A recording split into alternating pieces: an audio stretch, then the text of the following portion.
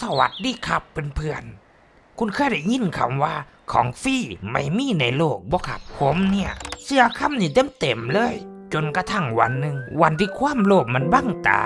จนพาเอาความชิบหายเข้ามาในห้องนอนของผมเรื่องนี้เกิดขึ้นกับตัวผมเองครับขอแทนตัวเองว่าจอยเด้อครับเด้อเพราะผมชื่อจอยนี่ก็เป็นกราฟิกดีไซน์ฟรีแลนซ์ชีวิตวันๆกะวนลูปอยู่แต่หน้าคอมครับกินมาม่าและคุยกับกำแพงในห้องแต่จะถามเรื่องความเหงาหรอครับผมให้คะแนนเต็ม10เลยมีวันหนึ่งครับผมได้ไปเดินตลาดอารมณ์กับแบบอย่างหาของแต่งห้องเท่ๆแต่ว่าตังค์ในกระเป๋านั่นก็มีแต่300เท่านั้นแหละครับผมก็เดินไปเดินมาผ่านไปหลายห้างอยู่ดอกครับแต่แล้วผมก็ไปสะดุดตากับร้านหนึ่งครับและตอนนี้นี่แหละครับที่ได้ผมเจอเธอบ่แม่นผู้หญิงนะครับแต่เป็นหุ่นล่องเสือแต่ผมเบิ่งจังไดก็บ่แม่นหุ่นล่องเสือธรรมดาครับหุ่นอันนี้มันสมส่วนเหมือนคนจริงๆสูงประมาณ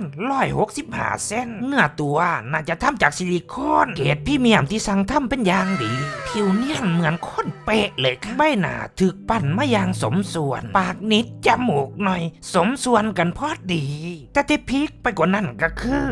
ดวงตาของเธอครับเป็นดวงตาที่เฮ็ดด้วยแก้วสีผ่าใสแจ๋วที่แม้ว่าผมจะหันหน้าไปทางซ้ายหรือทางขวาผมก็รู้สึกว่าดวงตาของเธอนั้นหันมองมาที่ผมตลอดเวลาสวยใช่ไหมล่ะพ่อหนุ่มอยากได้ของฟรีละสิอ๋อสวยครับป้าตัวนี้เท่าไหร่หรอครับเอาไปสิป้าให้ฟรีเย้ยฟรีเลยเหรอครับป้าและทันทีที่ป้าบอกว่าให้พี่กระทำเอาใจผมแทบสั่นละลั่วครับจนลืมคิดไปว่าของดีขนาดนี้เป็นหยังต้องให้ฟรีให้อีหลีติป้าบ่ตัวผมนะเอาไปเถอะแต่จำไว้อย่างหนึ่งนะน้องเขาชื่อลิซ่าอย่าทำน้องโกรธนะน้องขี้หึงจำไว้ดีๆล่ะทันทีที่ป้าบอกว่าน้องลิซ่าขี้หึงผมก็ขำกากในใจเลยครับ คิดว่าป้าเขาคงจะเมาหมกเผาอ่อนแน่ๆเลยครับป้าขอบคุณครับผมรีบอุ้มลิซ่าแล้วเผาเดินออกมาจากร้านนั่นทันทีเพราะว่าป้าจะเปลี่ยนใจครับผมพาลิซ่านั่งรถแม่กลับบ้านแต่คุณลองนึกภาพตามนะครับว่าผู้ชายผอมๆนุ่งเสื้อยืดกางเกงขาสั้นแบบนี้แบกคุณสวยๆขึ้นรถแม่ก็จะคิดว่าผมเป็นคนแนวไหนล่ะครับเมื่อนี่โลกจิตแน่ๆเลยจำบ่นำกระเป๋ารถแม่ก็อย่างเดินมาหาผมแล้วเว้าขึ้นว่าโอ้ใจ2 คนเด้อน้องมา2 ตัวสายตาผมนี่แบบมากับคุณไก่ใจ2 คนนะซัมบ่นำทั้งหลังก็ยังซุบซิบกันใหญ่ครับมานี่มันเมียเป็นบุญอะไรสาวก็เนาะแต่เลยที่เอาหุ่นมาเป็นเมียนี่เฮ้ยผมได้ยินผมก็อยากเว้าดังๆไปว่านี่มันงานศิลปะด้วยเว้ยแต่ก็ช่างเถอะครับอุ้ยคือนิ่มแต่ว่าเฮ้ยคือมันคือคนแทนเนาะ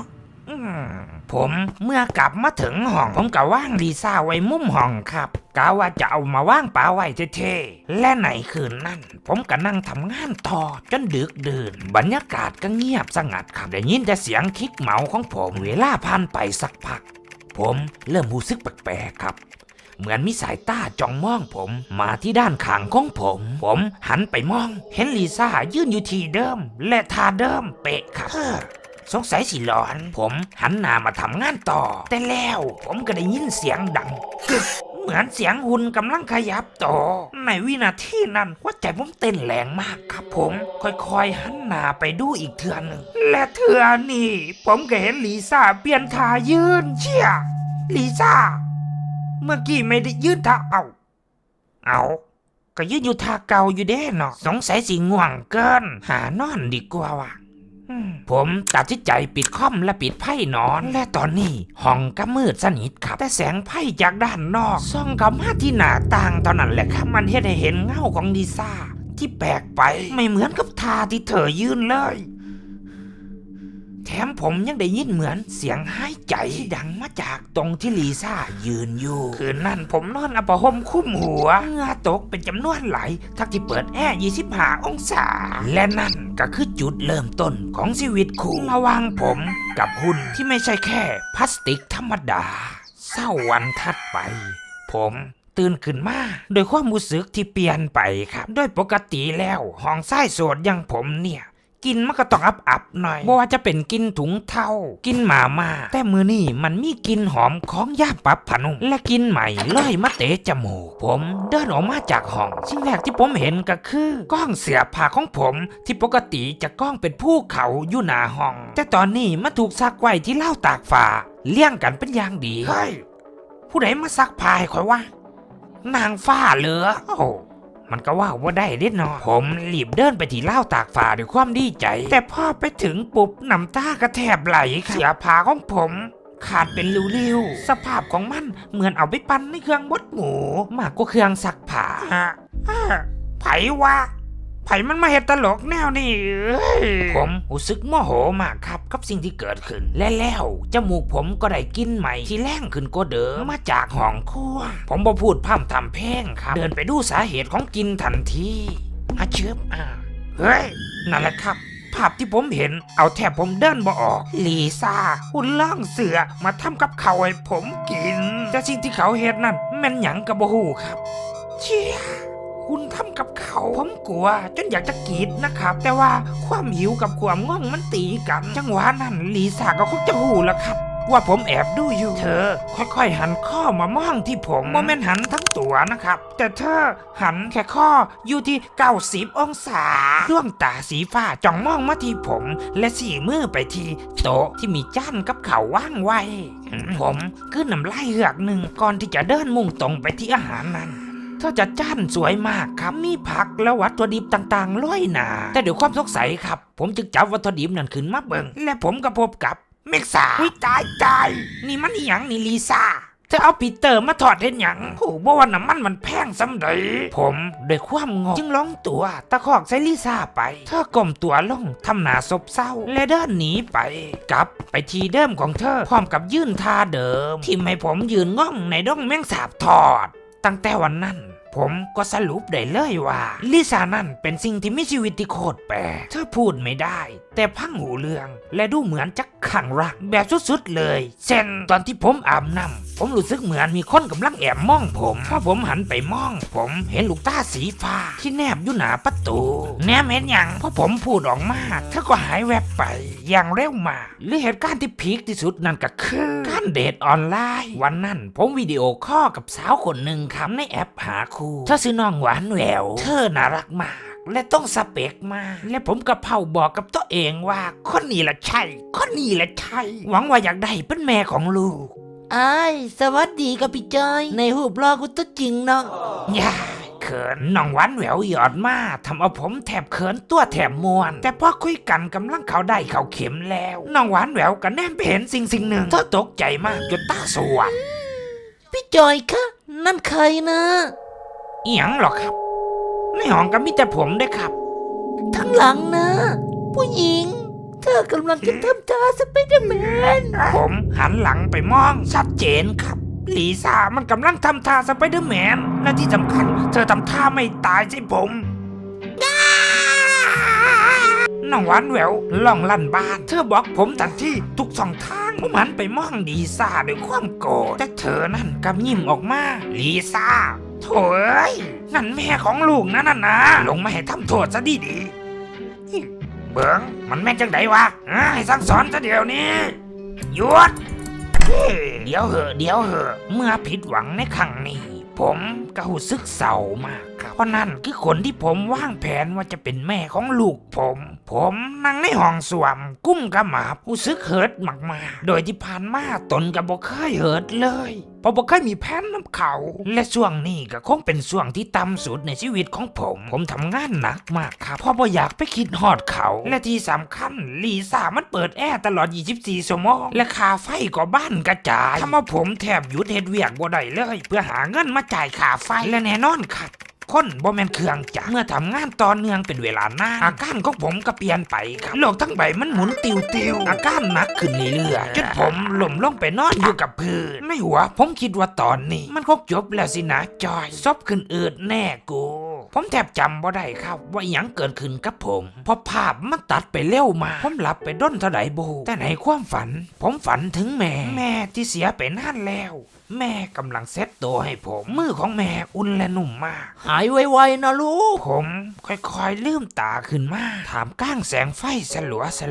ความรู้สึกแรกก็คือมีคนกำลังเซ็ตตัวให้ผมอีหลีฟ้าขนหนูอุ่นๆมันมาลูบไปตามแขนของผมและคนที่เซ็ตตัวให้ผมไม่ใช่แม่แต่เป็นลีซ่าผมบ่อยากเชื่อเลยครับว่าตุ๊กตาที่ผมได้มาพี่ฟีวันนี้เขาจะเป็นคนที่ดูแลผมตอนป่วยและที่สำคัญนั่นก็คือดวงตาของเธอเหมือนจะมีน้ำใสๆไหลออกมาลีซ่าสังเกตเห็นผมตื่นแต่ผมใส่แห้งเหือกสุดท้ายจับแขนลีซ่าไว้เดี๋ยวอย่าเพิ่งไปหยุดก่อนเถิดลีซ่าขอบใจหลายๆเด้อลีซ่าเมื่อลีซ่าหันหน้ามาผมก็หูเลยว่าลีซ่าร้องไห้เพราะผมเฮ้ยคุณร้องไห้ได้จังไดวะหรือว่าน้ำมันรั่วติลีซ่าใส่มือข้างซ้ายแตะไปที่หน้าผากของผมเหมือนเธอกำลังวัดไข่และทำท่าถอนหายใจแต่บ่มีเสียงออกมาจากนั้นเธอก็เดินหนีไปแล้วเดินกลับมาพร้อมกับถ้วยข้าวต้มครั้งนี้มันไม่ใช่ทอดแมงสาบอีกต่อไปครับแต่มันคือโจ๊กหมูใส่ไข่ผมมาหูที่หลังว่าเธอขโมยตังค์อยู่ในกระเป๋าของผมแล้วเอากระสอบคลุมหัวเพื่อไปซื้อโจ๊กหมูลีซ่าตักโจ๊กเป่าปุ๊และยื่นมาให้ผมกินคำแรก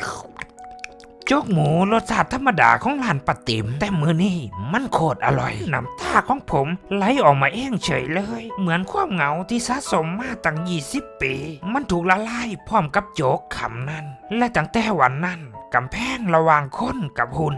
กับพังถลายลงผมเริ่มมองข้ามความเป็นพลาสติกของตัวเธอมองข้ามขอต่อที่ส่งเสียงดังเอียดอาร์ผมพาเธอทำกิจกรรมเหมือนครูเรานั่งดูทีวีด้วยกันผมเล่านิทานให้เธอฟังกาละครั้งหนึ่งนั่นมาแล้วมีกบน้อยตัวนึงตกคันแทนหน้าตายยังว่าหมดครับผมยังซื้อเสื้อผ้าให้เธอเป็นเสื้อผ้าที่สวยและเหมาะกับเธอมากๆเธอมองดูตัวเองในกระจกและพบว่าตัวเองสวยมากและด้วยความดีใจแหละครับเธอจึงส่งมินิฮาร์ทให้ผมแต่เป็นมินิฮาร์ทนิ้วกลางและในคืนวันนั้นครับผมกับพาลีซ่าไปออกเดทครั้งแรกเธอสวมหมวกและใส่แว่นตาสวยมากๆเฮ้ยเอายังใส่หลังรถนะเฮ้ยพาเธอขี่มอเตอร์ไซค์ไปที่สวนสาธารณะและขี่สิงสาสวรรค์ต่อลีซ่าผมบ่ฮู้ดอกว่าคุณมาจากไหนบ่ฮู้ว่าไผสร้างเธอมาแต่ก็ขอบคุณอีหลีเด้อที่เขามาเติมเต็มส่วนที่ขาดหายของมักจอยสัญญาได้บ่ว่าเฮาสิบ่ทิมกัน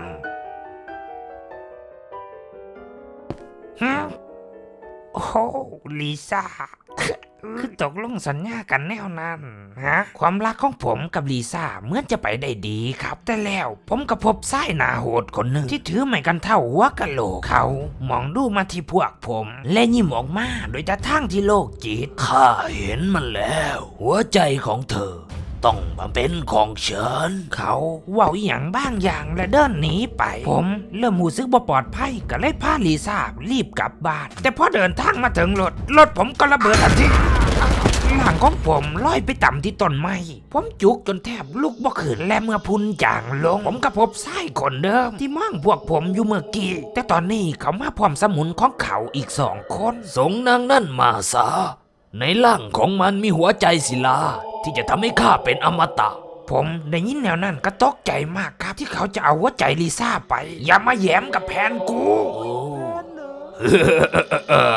แผนเหรอมันก็แค่เศษซิลิโคนจับตัวมันลูกสมุนของเขาวิ่งมาจับตัวลีซ่าด้วยความเร็ว